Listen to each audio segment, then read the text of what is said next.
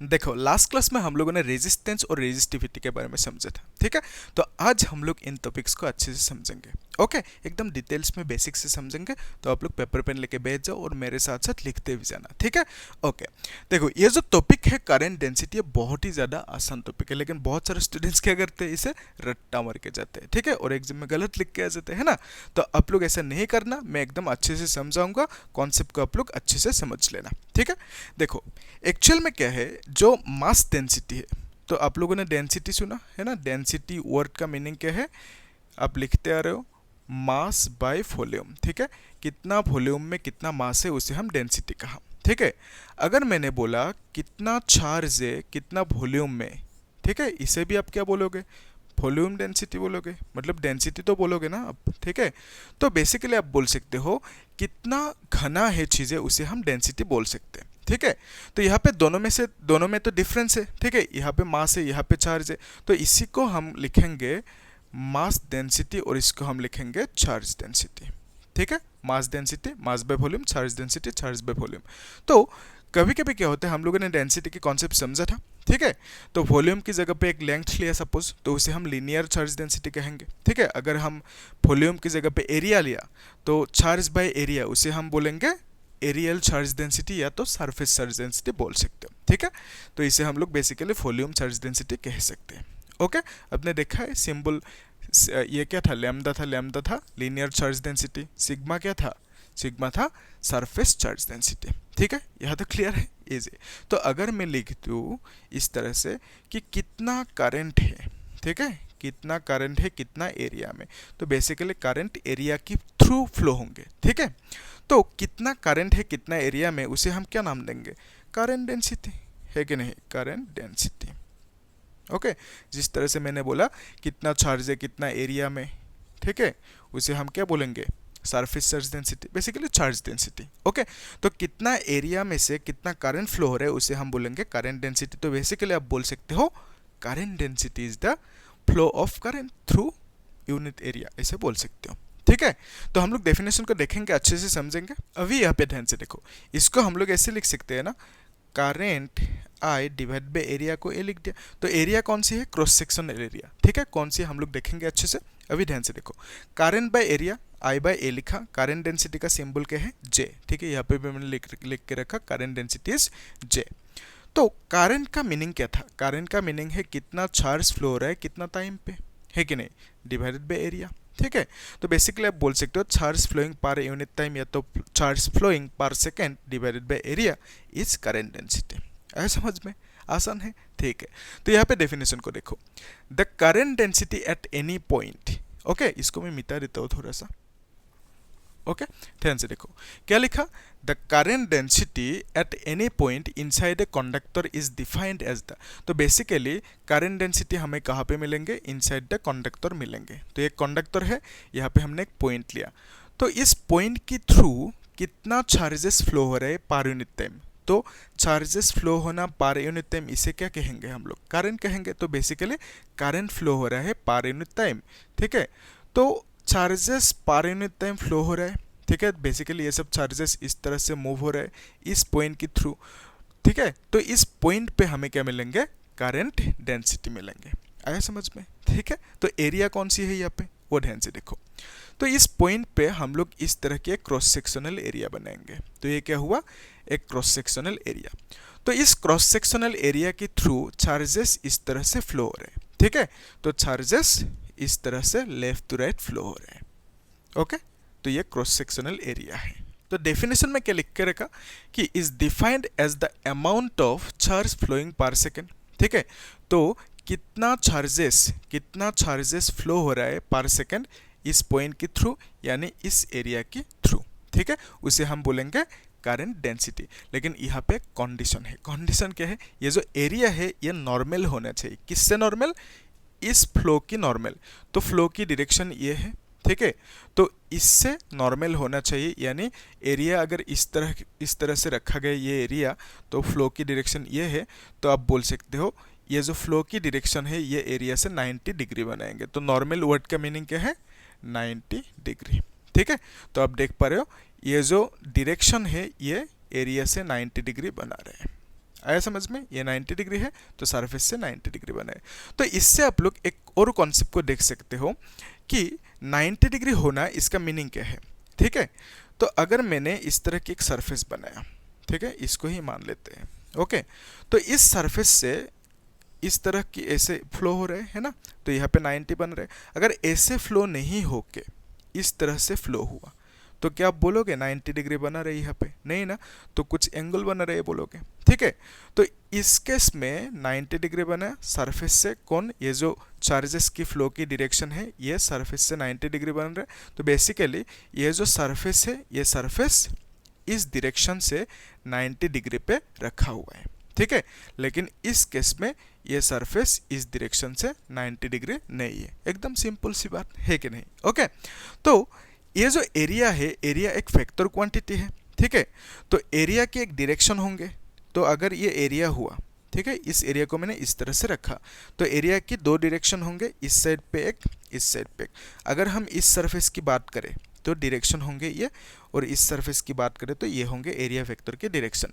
तो basically area vector यानी area की जो डायरेक्शन है वो एरिया से यानी सरफेस से ऑलवेज 90 डिग्री होंगे। ठीक है, ये याद रखना। ओके, तो यहाँ पे देखो ये जो एरिया है, इस एरिया से इस एरिया की जो एरिया वेक्टर होंगे उसकी डायरेक्शन ये होंगे। ठीक है, एरिया की डायरेक्शन हमने ये बनाया।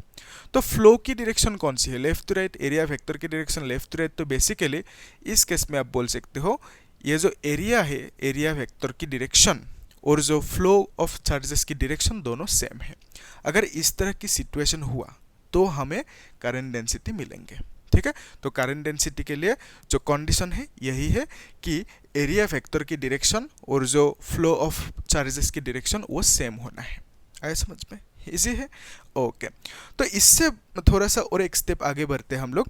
एक डेफिनेशन, एक फॉर्मूला आपको मिलेंगे बुक में इस तरह की।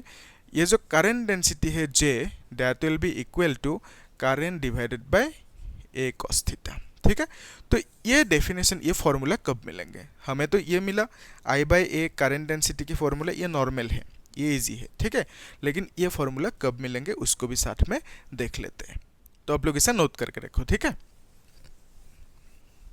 इजी कर पाओगे आराम से।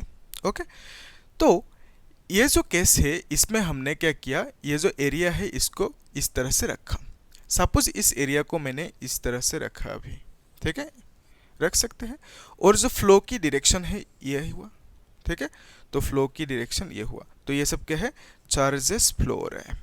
ठीक है, चार्जेस फ्लो हो रहे हैं इस डायरेक्शन में। तो बेसिकली यहाँ पे आप देख पा रहे हो ये जो एरिया है, इस एरिया से ये जो फ्लो है ये 90 डिग्री नहीं बना रहे, तो बेसिकली नॉर्मल नहीं है। ठीक है, तो इस केस में अब I is equal to current by इसकी जो एरिया है वो एरिया नहीं लिख सकते, ये फॉर्मूला नहीं लिख सकते आप। ठीक है, क्यों? क्योंकि ये जो फ्लो की डायरेक्शन है और जो एरिया वेक्टर की डायरेक्शन है वो 90 नहीं है। ठीक है, तो यहाँ पे क्या आप बोल सकते हो, यहाँ पे एरिया वेक्टर की डायरेक्शन कौन सी होंगे? क्या आप बोल सकते हो? बोलो कमेंट सेक्शन में बोलना कि इसकी एरिया वेक्टर की डायरेक्शन कौन सी होंगे। आ रहे हैं ना समझ में? देखो सोचो एक बार। यस, तो मैंने क्या कहा, एरिया वेक्टर की direction always 90 degree to the surface होंगे। ठीक है, आया समझ में? तो यहाँ पे देखो ये एरिया है ना, कोई भी एरिया ले लो, इसकी डायरेक्शन कौन सी होंगे? ये होंगे, तो 90 डिग्री टू द सरफेस। अगर मैंने इस एरिया को थोड़ा सा ऐसे लिया तो एरिया वेक्टर की डायरेक्शन ये हो जाएंगे। ठीक है, आ रहे समझ में? तो एरिया की वेक्टर की direction 90 degree to the surface होना होगा। ठीक है, तो इस केस में भी ये जो एरिया है इसकी डायरेक्शन कौन सी होंगे? इसकी डायरेक्शन ये होंगे 90 degree to the surface. Okay, तो इस एरिया की दो कंपोनेंट्स होंगे, एक ये कंपोनेंट, एक ये कंपोनेंट। ठीक है, अगर मैंने इसको थीटा मान लिया तो इस कंपोनेंट को क्या बोलेंगे? A cos थीटा, है कि नहीं? तो जहाँ पे थीटा लगा होता है उसे हम लोग कॉस कंपोनेंट कहते हैं, इसको हम बोलेंगे A sin थीटा। ठीक है, इजी है। तो एरिया वेक्टर के दो कंपोनेंट्स है, एक है कॉस थीटा और एक है साइन कंपोनेंट। ठीक है, इजी है।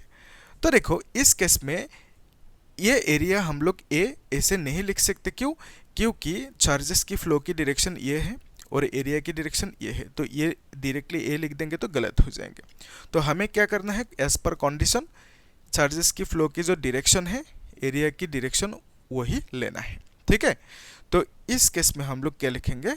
ए cos थीटा लिख देंगे। ठीक है, आया समझ में? तो ये हो जाएंगे इस पर करेक्ट।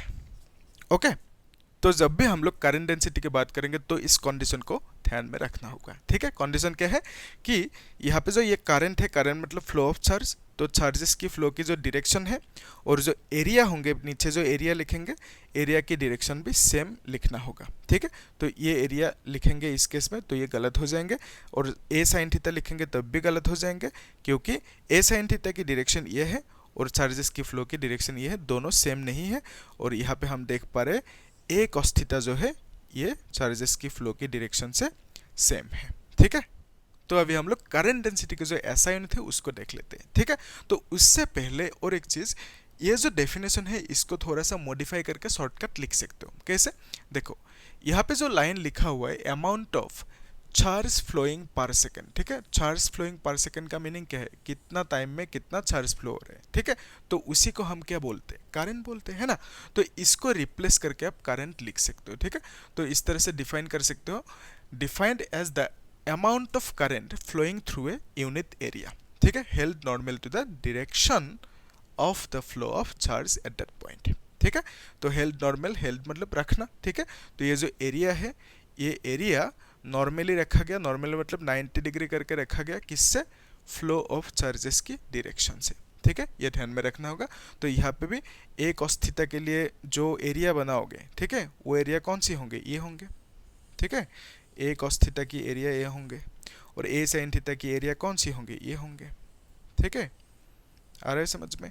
ए साइन थीटा के लिए एरिया होंगे ये, और ए कॉस थीटा के लिए एरिया होंगे ये। तो यहाँ पे आप देख पा रहे हो, तो ये जो एरिया है ये एरिया चार्जेस की फ्लो से नॉर्मल है, यानी 90 डिग्री है। ठीक है, तो इस तरह से हमें देखना होगा चीज़ों को। ठीक है, तो अभी ऐसा यूनिट को समझते हैं। जो करंट डेंसिटी है, करंट डेंसिटी की फॉर्मूला क्या है? करंट डिवाइडेड बाय एरिया, कितना एरिया में से कितना करंट फ्लो हो रहा है। तो यहाँ पे एरिया कौन सी एरिया की बात हो रही है? Cross sectional area. ठीक है, तो इसी एरिया को हम लोग क्या बोलते हैं? Cross sectional area. ओके, तो करंट की जो ऐसा यूनिट है वो क्या है? एम्पियर। एरिया की ऐसा यूनिट क्या है? मीटर स्क्वायर, है ना? तो इसको हम लिख सकते हैं एम्पियर मीटर इनवर्स स्क्वायर। ये हो गया SI unit of current density. ठीक है, तो नेक्स्ट पॉइंट क्या है? नेक्स्ट टॉपिक ये है कंडक्टेंस। ठीक है, कंडक्टेंस मतलब क्या? रेजिस्टेंस का उल्टा। ठीक है, जैसे हम लोग रेजिस्टेंस को आर से लिखते हैं, कंडक्टेंस को जी से लिखेंगे, तो उल्टा in essence G is equal to 1/r लिख सकते हो। तो बेसिकली आप बोल सकते हो, अगर कोई चीज़ का रेजिस्टेंस, कोई ऑब्जेक्ट है उसका रेजिस्टेंस ज़्यादा है तो उसका कंडक्टेंस कम होंगे। ठीक है, तो अगर उसका रेजिस्टेंस कम है, ठीक है, रेजिस्टेंस कम है तो इसका मतलब उसका कंडक्टेंस ज़्यादा होंगे। रेजिस्टेंस कम मतलब करंट अच्छे से फ्लो हो पाएंगे। ठीक है, करंट अच्छे से फ्लो होना उसे हम क्या कहेंगे? कंडक्टेंस। ठीक है, कंडक्टिविटी। आया समझ में? इजी है। तो जी इज इक्वल टू 1/r लिखा, जी मतलब कंडक्टेंस। तो जो ऐसा यूनिट होंगे वो क्या होंगे? 1/r। आर का ऐसा क्या है? ओम। तो इसको आप ओम इसे लिख सकते हो आराम से। ठीक है, ये ओ एच एम फुल नाम लिख दिया। तो ओम इनवर्स को हम मो लिखते हैं, MHO मो। ठीक है, इसी को हम लोग सीमेंस पे ऐसे लिख सकते हैं। ओके, तो इसको अगर शॉर्टकट लिखना है तो आप लिखोगे कैपिटल एस, और यहाँ पे स्मॉल एस। ठीक है, ये ध्यान में रखना। ओके, नेक्स्ट स्टेप में क्या है? कंडक्टिविटी। तो कंडक्टिविटी इज नथिंग बट 1/रेजिस्टिविटी। ठीक है, तो 1/रेजिस्टिविटी इन ए सेंस आप बोल सकते हो reciprocal of resistivity is conductivity. ठीक है, तो यहाँ पे आप लिखोगे जो है, ये जो रो है रेजिस्टिविटी की, ऐसा क्या था? ओम मीटर। ठीक है, तो यहाँ पे ओम इनवर्स मीटर इनवर्स हो जाएंगे। तो ओम इनवर्स मतलब क्या है? ओम इनवर्स मतलब मो। ठीक है, यहाँ पे MHO लिखा और मीटर इनवर्स लिखा, तो MHO मो मतलब कैपिटल S लिख दिया, मतलब सीमेंस। ओके, और ये क्या है? Meter inverse. इजी है?